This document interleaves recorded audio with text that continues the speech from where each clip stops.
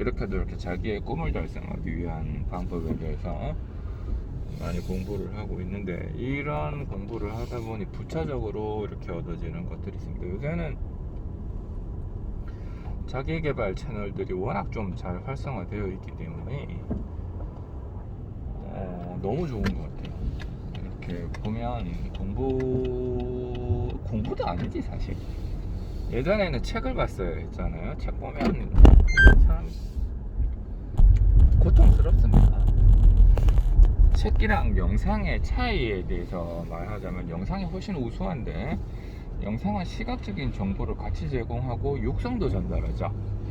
위대한 사람들, 성공했던 사람들의 육성과 자신의 감정, 얼굴 표정까지 생생하게 느낄 수가 있어요. 책은 책이 나쁘다는 건 아닌데, 일단 책은 자기가 원하는 구절을 얻기 위해서 엄청나게 많은 양을 읽어야 됩니다. 지치죠. 효율적이지 않습니다. 책을 보는 거는 정보를 얻는 데 있어서 요약본 영상보다 효율적이지 않고, 그 다음에 책은 또 해석하는 게 지멋대로예요. 오탈자가 되게 많다. 해석도 지멋대로고, 그 다음에 이제 페이지는 정족수를 채워야 되기 때문에 이제 막 쓸데없는 내용들도 뒤에 굉장히 많이 집어넣습니다. 했던 얘기 또 하고, 했던 얘기 또 하고, 했던 얘기 또 하고, 쓸데없이. 그리고 돈도 많이 듭니다. 기본적으로 16,000원, 16,000원, 17,000원 하죠, 이제. 그래요.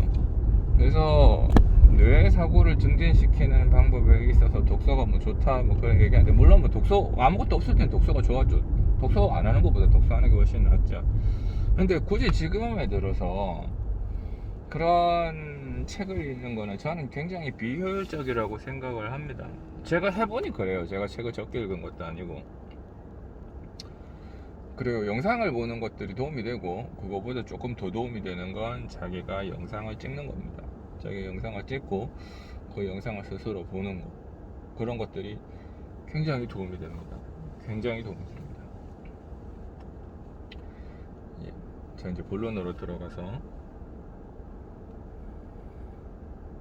자, 행복을 느끼기 위해서 우리가 필요한 것들에 대해서 얘기를 조금 해볼게요. 행복은 물질적인 행복과 정신적인 행복감 두 개가 모두 충족이 돼야 돼요. 근데 물질적인 행복감은 금방 사라집니다. 채워지면 사라지고, 채워지면 사라지고, 채워지면 사라지고. 그러니까 물질적인 행복감은 정신적인 행복감, 정신적인 공복감을 대신해주기가 좀 어렵습니다. 뭐 어느 정도는 채워주는데, 그래서 일단 물질적으로 행복하지 않으면, 그러니까 제일 밑에 있는 기초 단계가 해결이 안 되면 정신적인 행복감으로 가는 게 사실은 좀 어렵죠. 뭐 안 된다는 건 아닌데 어거지로 가야죠. 어거지로 가야 됩니다. 자, 물질적인 행복감은 어느 정도 수준이 되면 대체로 다 충족이 됩니다.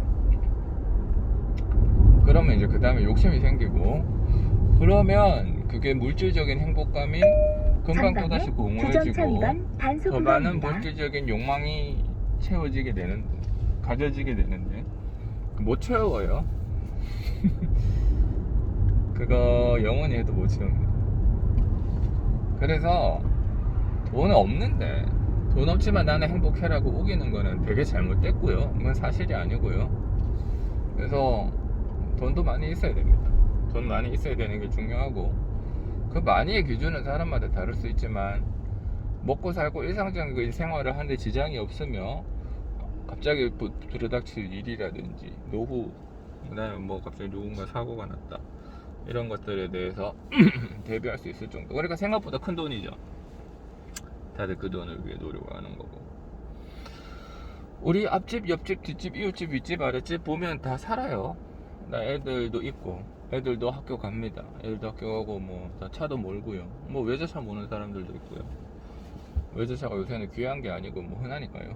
그래서 그런 것들에 대해서 뭐 사람들이 물질적으로 불행한 사람이 너무 많다 이래 얘기는 못 하겠어요. 정신적인 공복감은 절대 다수가 부족합니다. 정신적인 공복감을 채울 수 있는 가장 빠르고 가장 확실한 방법은 감사하는 겁니다. 감사. 자기가 지금 가지고 있는 주어진 상황에 대해서 자꾸 감사하려고 노력하는 거예요. 자, 노력이라는 말을 붙였습니다. 그러니까 감사는 저절로 된다는 게 아니라는 말이죠. 본인이 감사하려고 노력을 해야 감사가 되는 거예요. 난 별로 감사할 게 없다. 자, 감사의 본질적인 의미를 한번 생각해 볼게요. 이런 사람들 있죠. 왜 자기 차례가 오기를 학수고대하면서 엄청 기다렸는데 막상 자기 차례가 오면 자기 다음 차례 사람들 때문에 자기 차례, 그렇게 기다린 자기 차례 어떻게 했는지 모르고 빨리 우르르 해치우고 가버리는. 그러니까 자기 차례가 와서 자기 차례의 행복감을 느껴야 되는데 행복감을 느끼지 못하고 우르르 지나가 버리는 거죠. 금방 당연해져 버립니다. 자, 공부 열심히 한 사람들 있죠.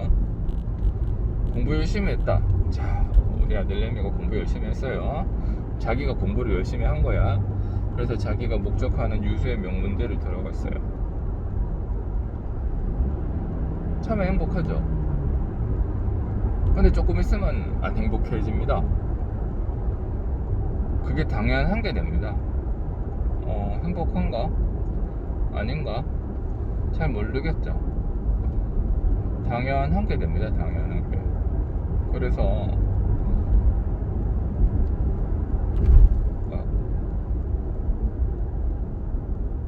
그래서 우리가 이 당연함을 극복해야 됩니다.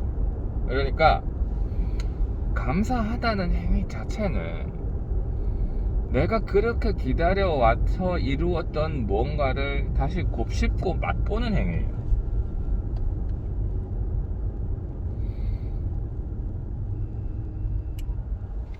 내가 기다려왔던 뭔가를 곱씹고 맛보는 행위예요. 내가 열심히 해서 좋은 대학교 갔어. 그럼 그거를 곱씹고 맛보는 행위라고요.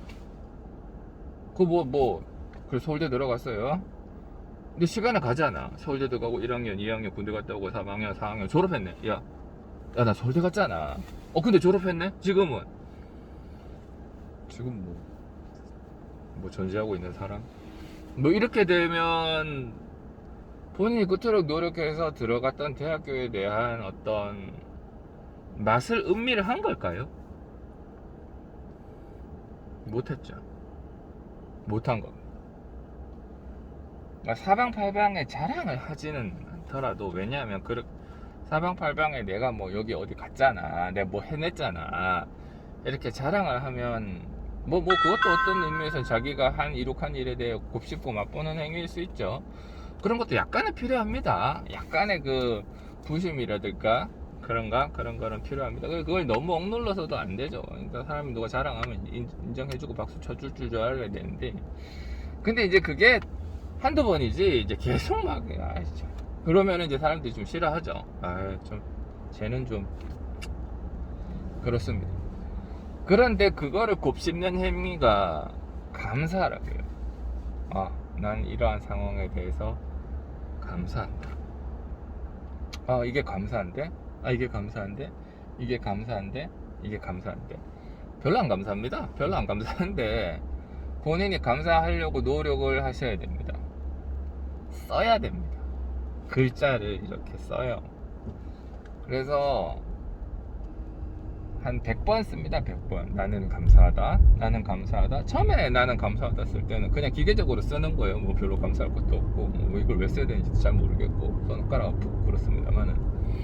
그래서 나는 감사하다 처음에 쓰고, 두 번째 나는 감사하다 쓰고, 세 번째 나는 감사하다 쓰고, 네 번째 나는 감사하다 쓰고, 나는 감사하다 그걸 소리내서 읽으면 뭔가 모르게 감사함이 떠올라요. 뭔가 모르게. 자, 여러분은 대한민국에 태어난 거를 불행이라고 생각하십니까?